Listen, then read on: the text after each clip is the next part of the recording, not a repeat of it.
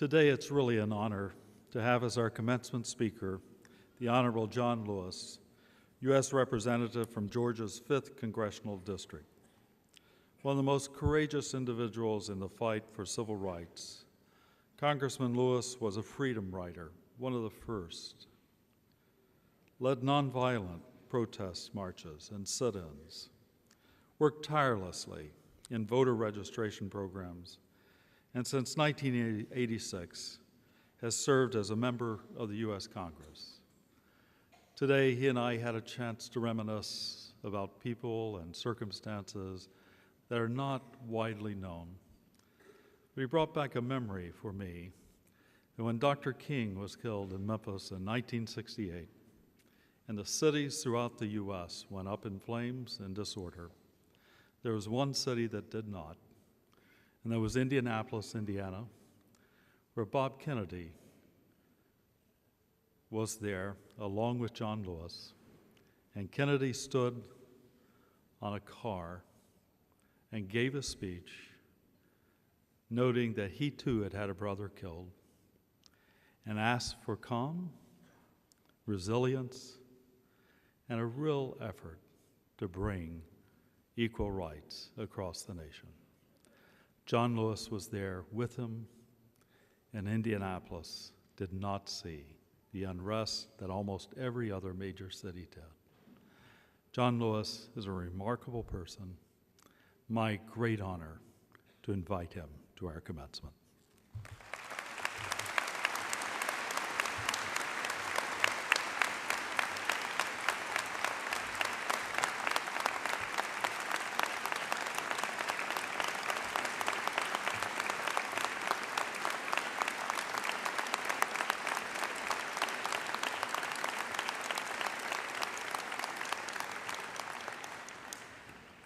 Mr. President,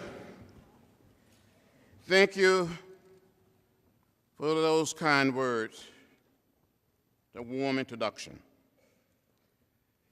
Members of the Board of Trustees, distinguished faculty, parents, family, friends, and to the class of 2013.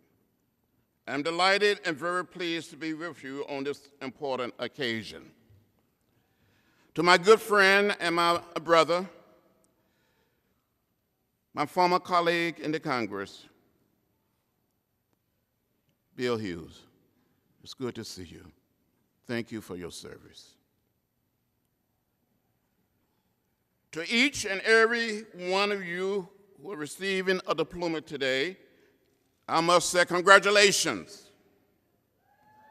Congratulations. Now, I must tell you, I'm going to be very brief because today is your day and you should take a deep breath and enjoy it. Just enjoy it.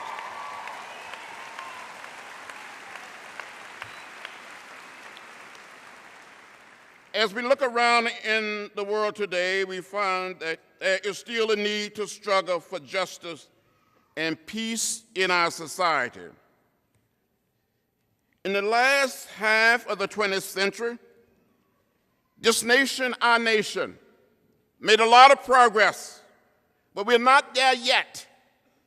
We have not yet created the beloved community, a community at peace with itself. Our society needs each and every one of you. It needs your talents, your commitment to make this world a better place.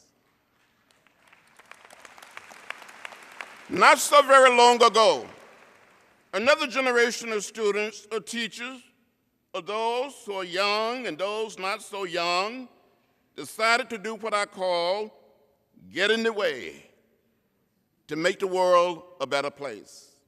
Now, I didn't grow up in a big city. I grew up on a farm in rural Alabama, about 50 miles from Montgomery, outside of a little place called Troy.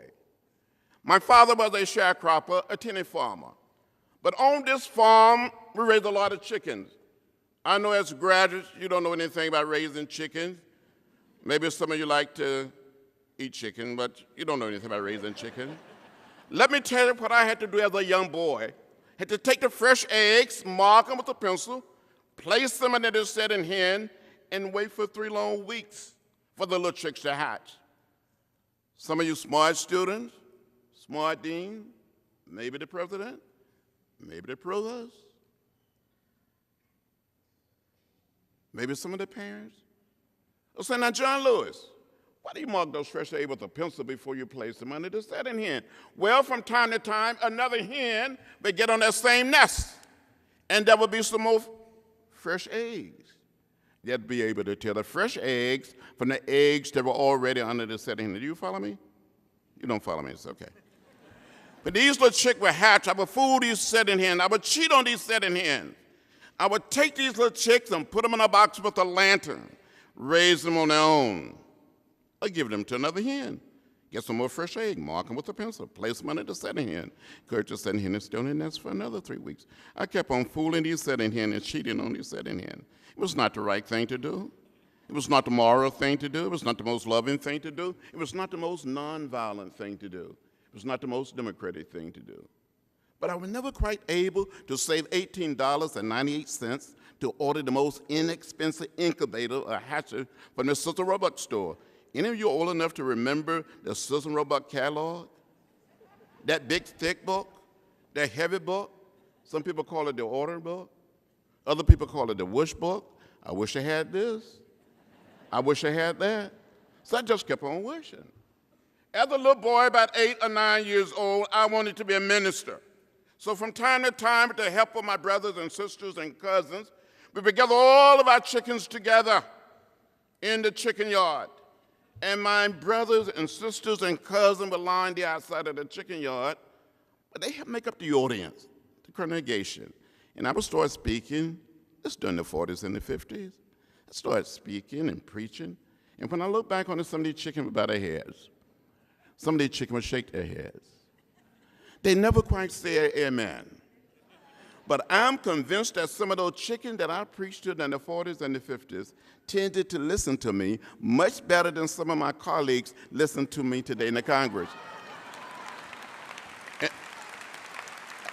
As a matter of fact, some of those chickens were just a little more productive.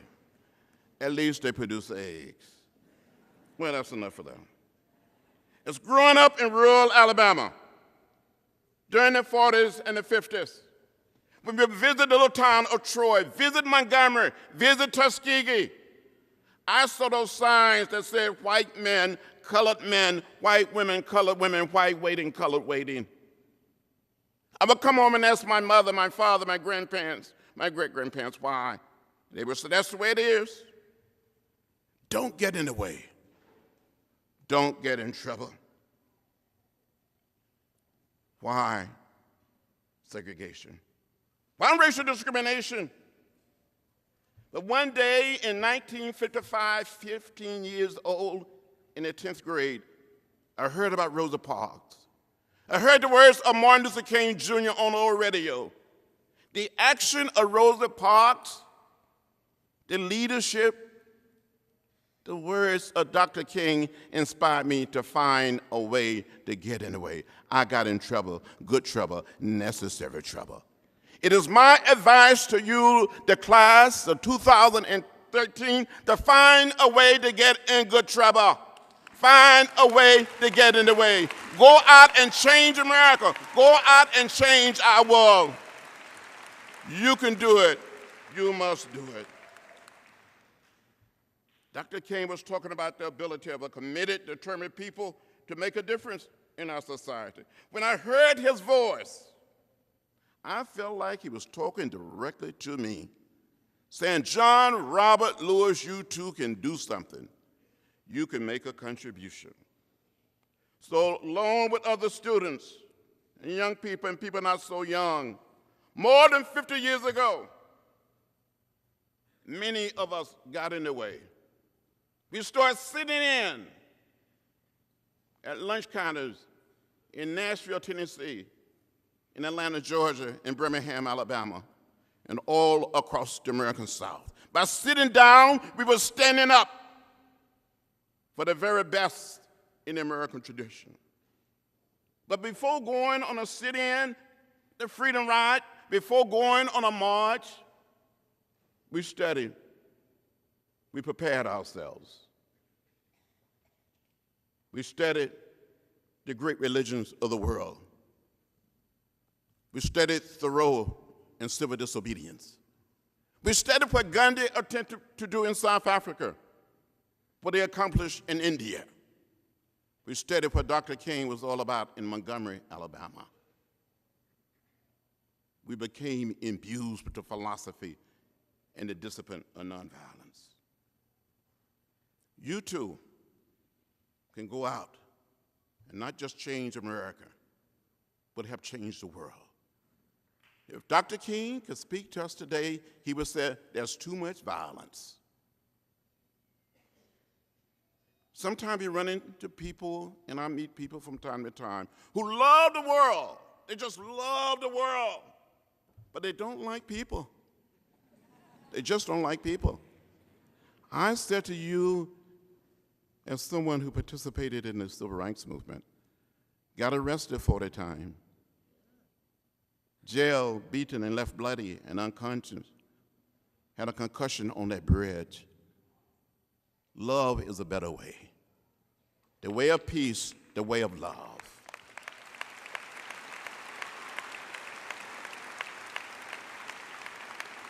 So as you leave this institution, as you leave this sacred place, go out,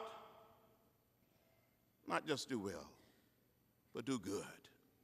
There's still too many people in our own society that have been left out and left behind. They're black, they're white, they're Latino, they're Asian American, they're Native American. Women, men, the poor, the disabled. Some of our brothers and sisters are being discriminated against because they may be gay.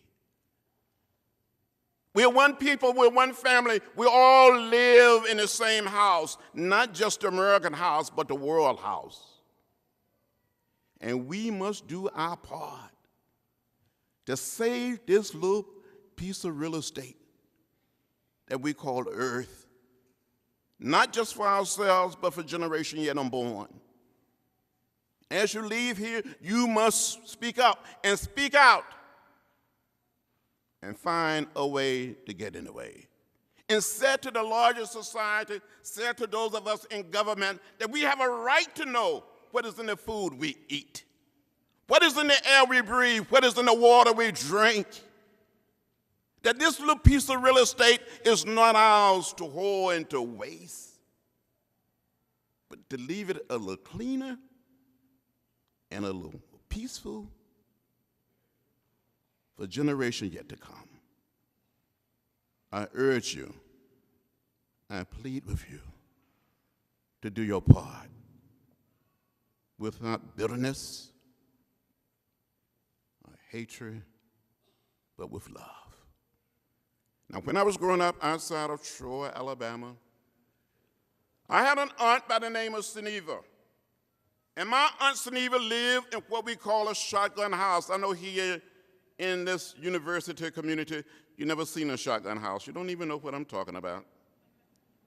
My Aunt Seneva lived in a shotgun house. She didn't have a green manicured lawn, had a simple, plain dirt yard.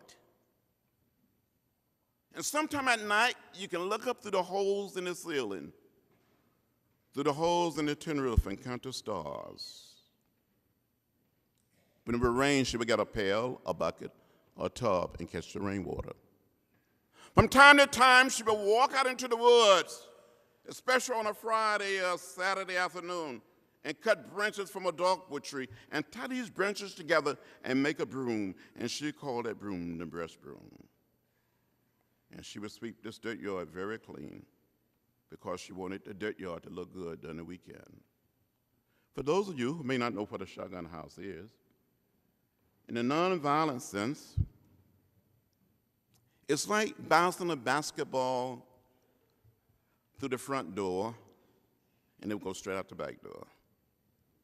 But one Saturday afternoon, a group of my brothers and sisters and cousins was out playing in my Aunt Geneva dirt yard, and an unbelievable storm came up.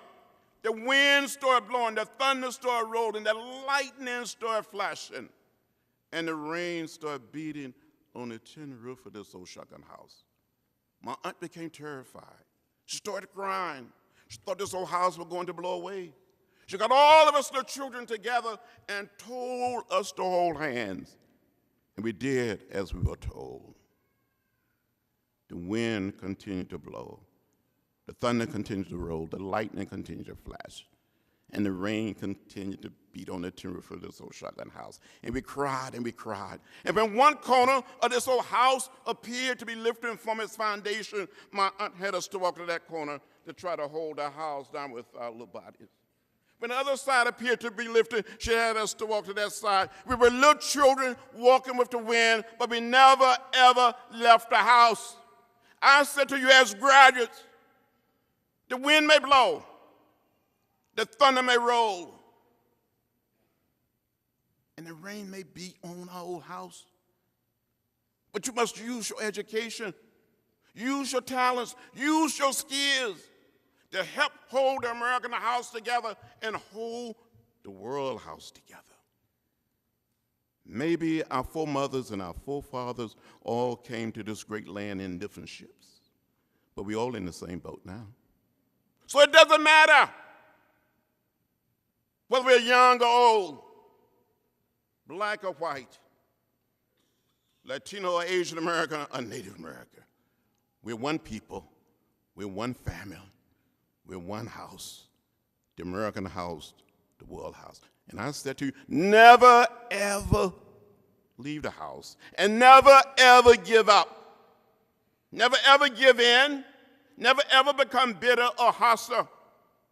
Keep the faith, walk with the spirit of our history, the spirit of our country, and with nonviolent peace and love. Good luck. Thank you very much.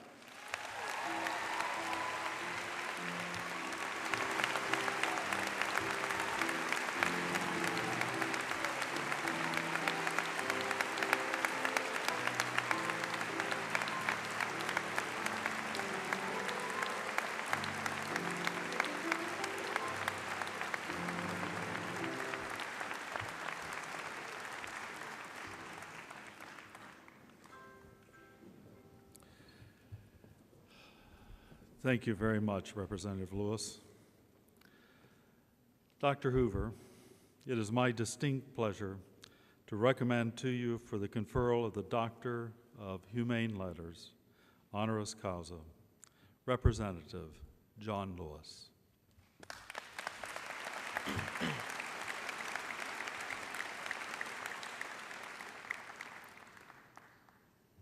Thank you, Dr. Satkamp.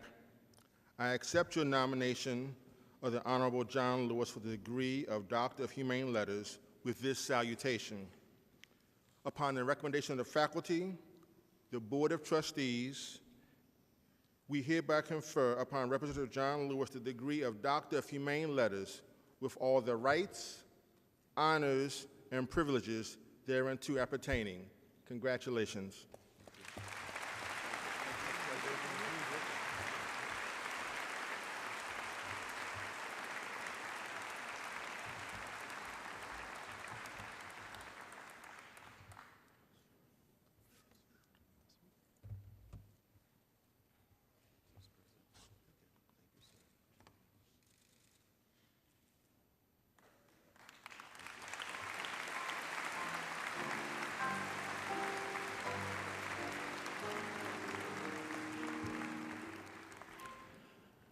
Congratulations, Dr. Lewis.